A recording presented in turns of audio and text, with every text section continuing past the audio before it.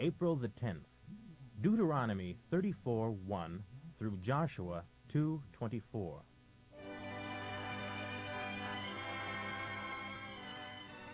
Then Moses climbed from the plains of Moab to Pisgah Peak in Mount Nebo, across from Jericho.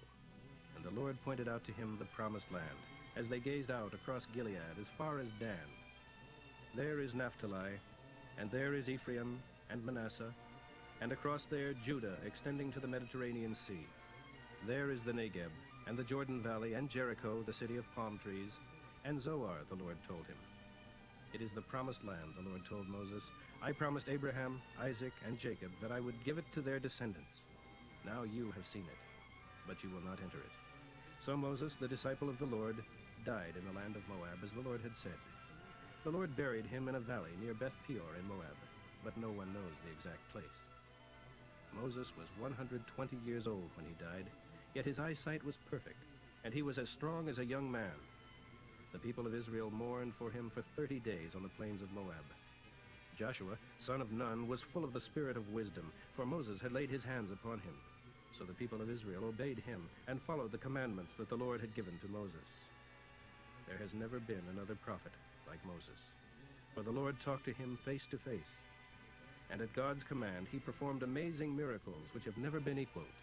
He did great and terrifying wonders before Pharaoh and his entire court in Egypt, and before the people of Israel in the wilderness.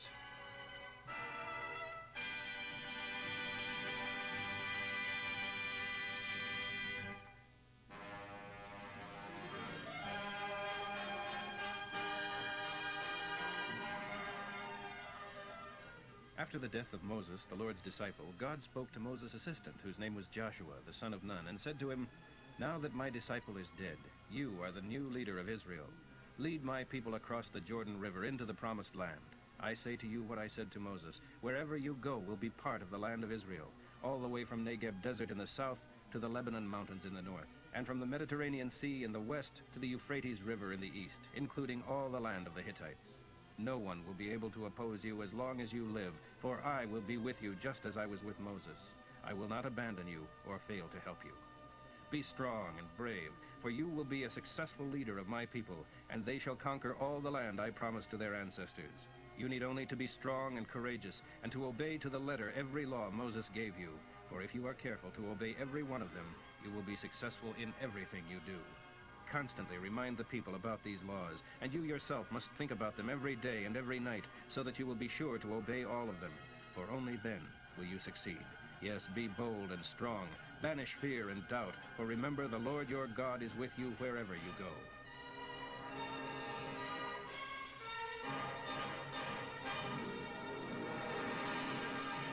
Then Joshua issued instructions to the leaders of Israel to tell the people to get ready to cross the Jordan River. In 3 days we will go across and conquer and live in the land which God has given us, He told them.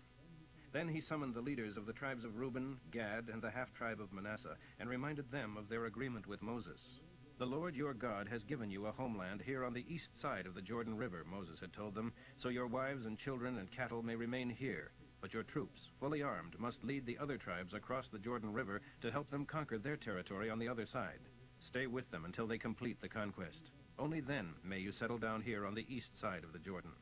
To this they fully agreed and pledged themselves to obey Joshua as their commander-in-chief. We will obey you, just as we obeyed Moses. They assured him. And may the Lord your God be with you, as he was with Moses.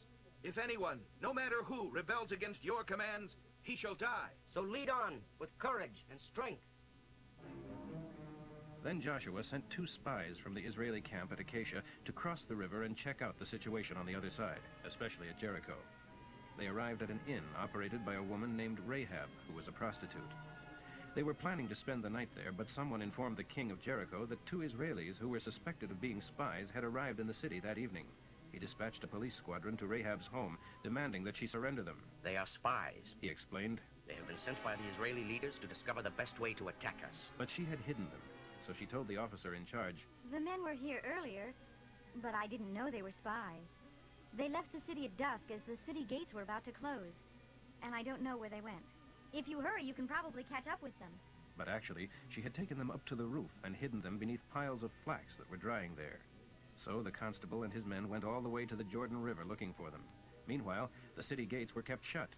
Rahab went up to talk to the men before they retired for the night. I know perfectly well that your God is going to give my country to you. She told them.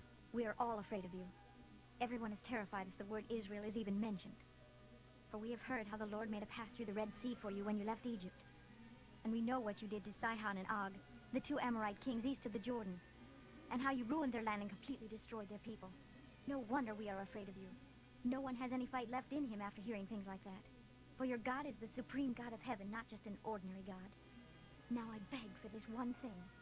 Swear to me by the sacred name of your God that when Jericho is conquered, you will let me live, along with my father and mother, my brothers and sisters, and all their families. This is only fair after the way I have helped you. The men agreed. If you won't betray us, we'll see to it that you and your family aren't harmed. They promised. We'll defend you with our lives. Then, since her house was on top of the city wall, she let them down by a rope from a window. Escape to the mountains. She told them. Hide there for 3 days until the men who are searching for you have returned. Then go on your way. But before they left, the men had said to her, We cannot be responsible for what happens to you unless this rope is hanging from this window, and unless all your relatives, your father, mother, brothers, and anyone else, are here inside the house. If they go out into the street, we assume no responsibility whatsoever. But we swear that no one inside this house will be killed or injured. However, if you betray us, then this oath will no longer bind us in any way. I accept your terms. and she left the scarlet rope hanging from the window. The spies went up into the mountains and stayed there 3 days until the men who were chasing them had returned to the city after searching everywhere along the road without success. Then the 2 spies came down from the mountain and crossed the river and reported to Joshua all that had happened to them. The Lord will certainly give us the entire land. For all the people over there are scared to death of us! Luke 13:23 through 14:6. Someone asked him, Will only a few be saved? and he replied, "The door to heaven is narrow. Work hard to get in, for the truth is that many will try to enter, but when the head of the house has locked the door, it will be too late. Then if you stand outside knocking and pleading, 'Lord, open the door for us,' he will reply, 'I do not know you.' 'But we ate with you, and you taught in our streets,' you will say. And he will reply, 'I tell you, I don't know you. You can't come in here guilty as you are. Go away.' And there will be great weeping and gnashing of teeth as you stand outside and see Abraham, Isaac, Jacob, and all the prophets within the kingdom of God. For people will come from all over the world to take their places there.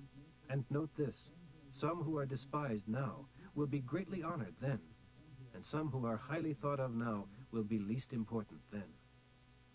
A few minutes later, some Pharisees said to him, Get out of here if you want to live, for King Herod is after you. Jesus replied, "Go tell that fox that I will keep on casting out demons and doing miracles of healing today and tomorrow, and the 3rd day I will reach my destination.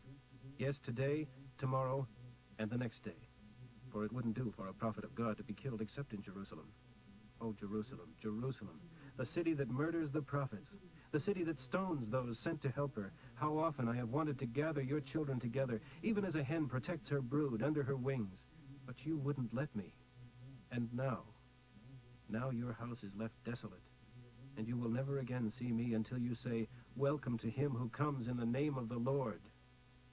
One Sabbath, as he was in the home of a member of the Jewish council, the Pharisees were watching him like hawks to see if he would heal a man who was present, who was suffering from dropsy. Jesus said to the Pharisees and legal experts standing around, "Well, is it within the law to heal a man on the Sabbath day or not?" And when they refused to answer, Jesus took the sick man by the hand and healed him and sent him away. Then he turned to them. "Which of you doesn't work on the Sabbath?" he asked. "If your cow falls into a pit, don't you proceed at once to get it out?" Again, they had no answer. Psalm 79, 1 through 13. O God, your land has been conquered by the heathen nations. Your temple is defiled, and Jerusalem is a heap of ruins. The bodies of your people lie exposed, food for birds and animals. The enemy has butchered the entire population of Jerusalem. Blood has flowed like water. No one is left even to bury them. The nations all around us scoff. They heap contempt on us. O Jehovah, how long will you be angry with us? Forever? Will your jealousy burn till every hope is gone?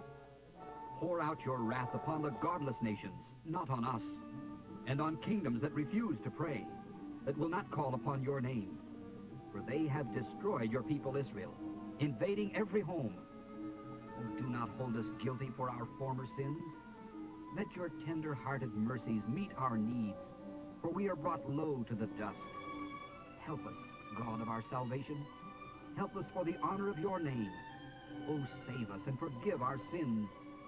Why should the heathen nations be allowed to scoff, "Where is their God?" Publicly avenge the slaughter of your people. Listen to the sighing of the prisoners and those condemned to die. Demonstrate the greatness of your power by saving them. O Lord, take sevenfold vengeance on these nations scorning you. Then we, your people, the sheep of your pasture, will thank you forever and forever, praising your greatness from generation to generation.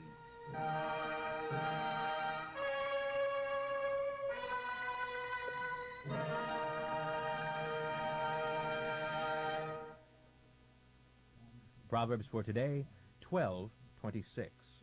The good man asks advice from friends. The wicked plunge ahead.